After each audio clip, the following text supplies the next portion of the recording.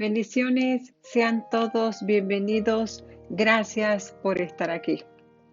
Dios es maravilloso, es bueno y en verdad les deseo que reciban todo el amor, toda la guía, todo el sustento, protección y bendición del Altísimo. Hoy hablaremos de Séfora, esposa de Moisés. ¿Por qué tomó Moisés a Séfora por esposa? Éxodo 2:21 dice: Y aquel varón dio su hija Séfora por mujer a Moisés. Veamos cuando Séfora conoce a Moisés. Moisés huyó del faraón y se refugió en Madián y se sentó junto a un pozo. Tenía el sacerdote de Madián 7 hijas que fueron a sacar agua y llenar los pilones para abrevar las ovejas de su padre. Vinieron unos pastores y las echaron. Entonces Moisés se levantó, salió en su defensa y abrevó su rebaño. Cuando ellas volvieron donde su padre, éste les dijo: ¿Cómo es que venís hoy tan temprano? Respondieron: Un egipcio nos libró de las manos de los pastores y además sacó agua para nosotras y abrevó el rebaño. Preguntó entonces a sus hijas: ¿Y dónde está? ¿Cómo habéis dejado ir a este hombre? Llamadle para que coma. Aceptó Moisés morar con aquel hombre que le dio a su hija Séfora como esposa. Esta dio a luz un hijo y Moisés le llamó Gersón. Éxodo 2:15 al 22. La vida matrimonial con Séfora. El matrimonio de Moisés no fue feliz. Su propia falta de fe fue la causa de ello. Cuando libró al hebreo del egipcio, sin duda, no tenía la menor idea de la forma milagrosa en que Dios iba a usarle para guiar a su pueblo y sacarlo de la servidumbre. Moisés tuvo que huir. Con 40 años de edad, se hallaba disgustado en su corazón. Ahora, las perspectivas de poder liberar a los judíos tenían que parecerle sin esperanzas. Pensaría que no tenía ya otra cosa que hacer, sino permanecer en una tierra extraña. Podía haber esperado una esposa de su propio pueblo, pero Moisés era débil de carácter en aquel entonces. Ni aún tenía el coraje y decisión del período de la zarza ardiente. Expresó su desilusión con el nombre que le dio al primer hijo que le nació, de Séfora. Poco tiempo después, Gersón significa forastero soy en tierra ajena. Puede muy bien ser por este desánimo y depresión que Séfora poco a poco pudo dominarle e interferir más y más en los sagrados mandamientos de Israel.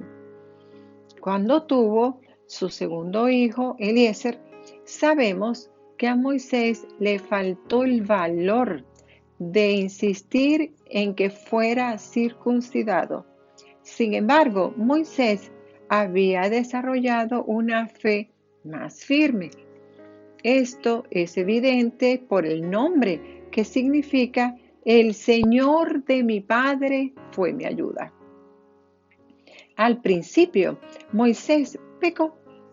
Hizo una componenda con una mujer no creyente y se abstuvo de aplicar a su hija la marca del pacto de Dios.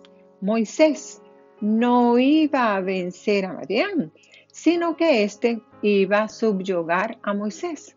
Sin embargo, intervino el Señor. Alojado con su familia en una posada de una ciudad extraña, allí Dios hizo que Moisés cayera gravemente enfermo. Séfora le ve postrado.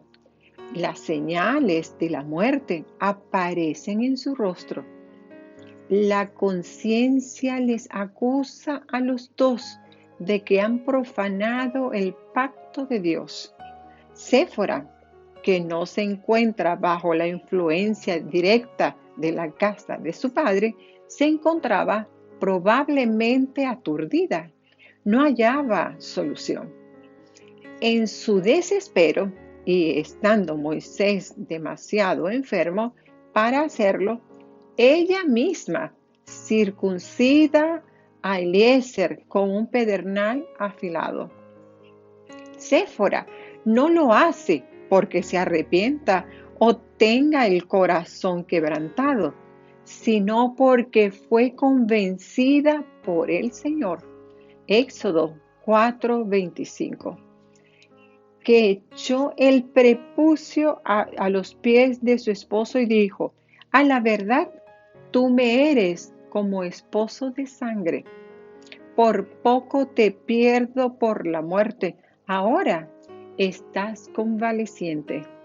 Yo te he arrancado de las garras de la muerte. Eres mi esposo por segunda vez, y esta vez por medio de la sangre de mi hijo.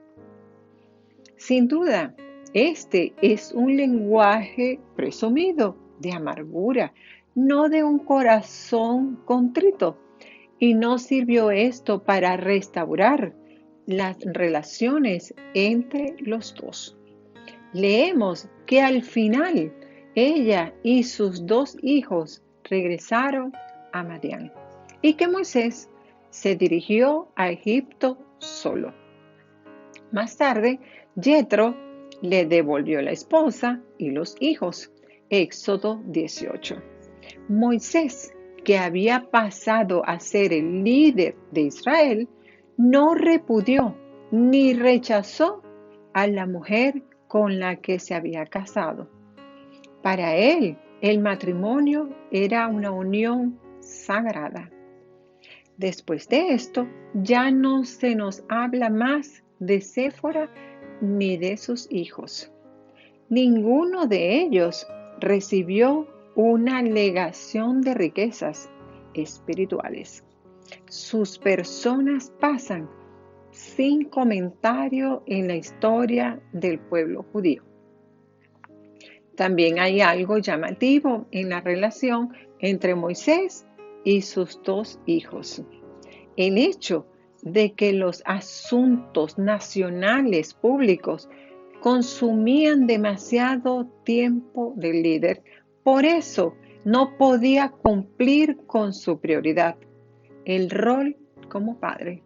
Sin embargo, sus hijos nunca fueron llamados judíos incompletos o algo parecido, igual que los hijos de José, quien se casó con una princesa egipcia y dando así lugar al grupo de los primeros niños bíblicos interraciales, donde no importaba la raza, sino la fe.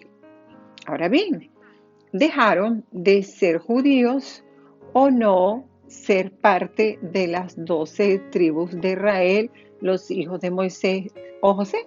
Pues no. Los hijos tanto de Moisés como los de José son parte del linaje de Israel, cuyo linaje es determinado por el Padre. El Altísimo Dios de Abraham, Isaac y Jacob. Ahora veamos la importancia de Séfora en la historia bíblica. Séfora fue la esposa de Moisés. Éxodo 14:2, versículo 21-22, hija de Jetro, madre de Gersón y Eliezer. Séfora es llamada Cusita, la mujer extranjera, que contrajo matrimonio con Moisés. Resulta fundamental el hecho de que el mismo Moisés, que va a subir a la montaña para realizar la alianza y recibir los mandamientos de Dios, Éxodo 19:20, aparece expresamente como hombre casado con una mujer madianita, es decir, extranjera, no israelita, y que le ha dado a luz sus hijos, en contra del matrimonio que prohíbe que los israelitas se casen con mujeres extranjeras. En número 12, 1:2, dice que Moisés se ha casado también con una cusita, es decir, de la zona sur de Egipto, y que ese motivo ha sido causa de controversia para sus hermanos, María y Aarón, que se rebelan contra la pretensión de Moisés, apareciendo como receptores de la revelación divina. Moisés se había puesto en marcha con su esposa y su hijo para cumplir la voluntad de Dios, pero en medio de la noche siente miedo.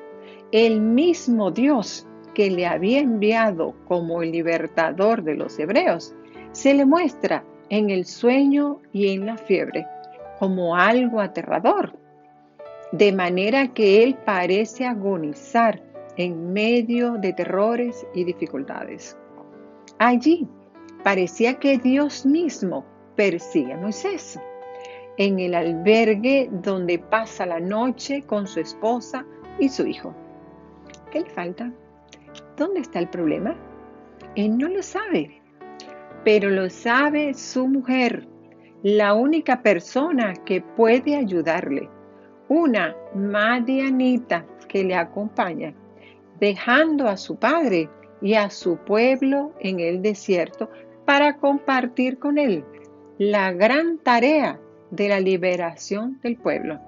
Más adelante, en un contexto distinto, número 25, la Biblia resalta el peligro de las mujeres madianitas o moabitas, ya que estos pueblos eran idólatras y politeístas, en que tientan a los israelitas para que abandonen su condición de pueblo elegido, de fe monoteísta. Pues bien, con Séfora estamos ante un caso opuesto.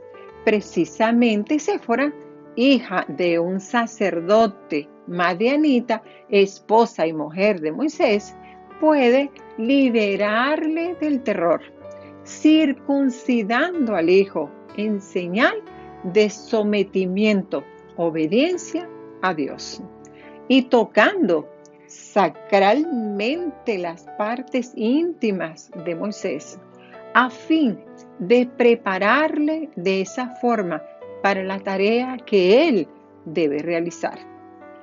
Séfora, la madianita, la mujer no judía, aparece así realizando una función sacerdotal como mediadora de salvación para Moisés, curándole de su enfermedad en el camino, haciendo lo que Moisés debía haber hecho, circuncidar a su hijo y quizás circuncidarse él mismo. Solo entonces Dios soltó a Moisés en medio de la noche, de manera que a la mañana Moisés consiguió seguir su camino.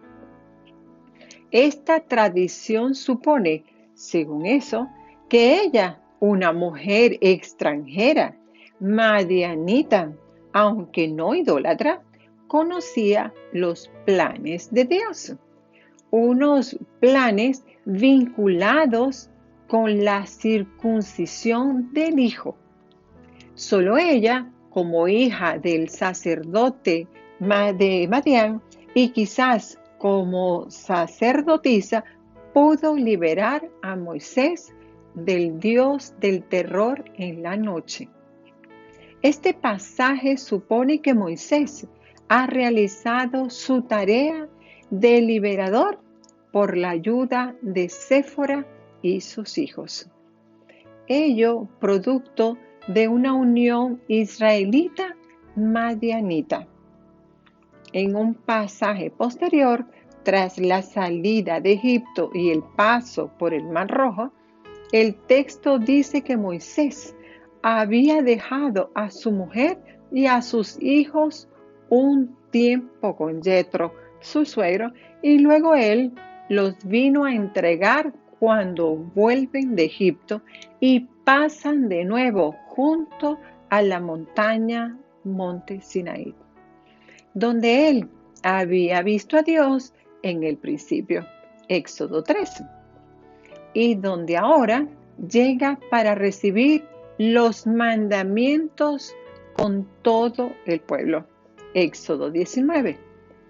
Conforme a este pasaje, Jetro sale con Séfora y sus hijos al encuentro de Moisés en el lugar de la montaña sagrada Monte Sinaí para ofrecerle su experiencia de sacerdote y juez. Éxodo 18, 2-6. Este capítulo, Éxodo 18, pone de relieve las relaciones amistosas y familiares entre Jetro y Moisés, entre Israel y los madianitas, en contra de otros pasajes donde los madianitas aparecen como enemigos del pueblo de Dios, además de que eran un pueblo politeísta. ¿Sería este matrimonio, esta unión marital, uno de los mejores ejemplos o modelos a seguir cuando la persona creyente se enamora de un no creyente? ¿Sería esta unión un ejemplo de una unión en armonía de Israel con los gentiles? ¿Sería esto un paralelo de unión, el olivo verde, Israel, con el llamado cuerpo del Mesías, la iglesia? La fe hebrea es monoteísta. Cuando Moisés iba con Séfora hacia Egipto, aconteció que en una posada en el camino, Dios le salió al encuentro y quiso matarlo, por lo cual Séfora circuncidó a Gerson rápidamente, lo cual consistía en una tradición israelita, donde los bebés varones menores o hasta los 3 años se les debía cortar la telilla transparente con la que nacen los hombres en su miembro íntimo, que representa su virginidad. En esos tiempos, el niño varón no circuncidado era considerado no puro, no santo. Este difícil pasaje ha sido interpretado de diversas maneras. Gran cantidad de comentaristas y teólogos señalan que se trataba de una falta cometida por Moisés por no haber circuncidado a uno de sus hijos, debido a no hacerlo sufrir, lo cual le traía la muerte como consecuencia. Génesis capítulo 17, versículo 14. Séfora no estuvo con Moisés en el viaje hacia la liberación de los esclavos israelitas en Egipto, porque luego aparece traída por su padre cuando los israelitas estaban en el monte Sinaí. Éxodo capítulo 18, versículo 1 al 7. Como vemos, el matrimonio o la unión marital e interreligioso entre un judío y una persona de otra fe no es permitido. Es totalmente prohibido. Sin embargo, el matrimonio con personas de otra raza que han aceptado al Dios de Israel y sus mandamientos es aceptado. Ejemplo, Moisés y José, el hijo de Jacob, cuya esposa se llamaba Asenat, de origen egipcio. Otra importante pareja lo fue Boaz y Ruth. Pregúntese, ¿habrá alguien que se compare con Moisés? ¿O habrá alguien que fuera tan estimado como el rey David, cuya descendencia es la de Ruth, una extranjera o no judía?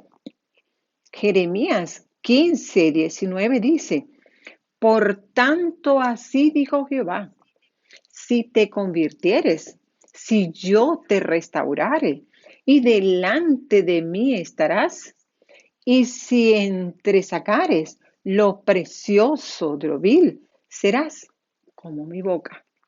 Conviértanse ellos a ti, y tú no te conviertas a ellos. Séfora, aunque no era parte del pueblo hebreo, su humildad y grandeza son ejemplares. Y podemos decir que fue otra de las mujeres usadas por Dios como parte del propósito divino. Conclusión. ¿Se puede casar un creyente con alguien que no lo es? Cuando Dios tiene un escogido, tiene un plan para este. No importa las circunstancias de la vida, del mundo, porque su plan se cumple, así como Séfora y Moisés, como José, que se casó con la egipcia y otros. Bendiciones.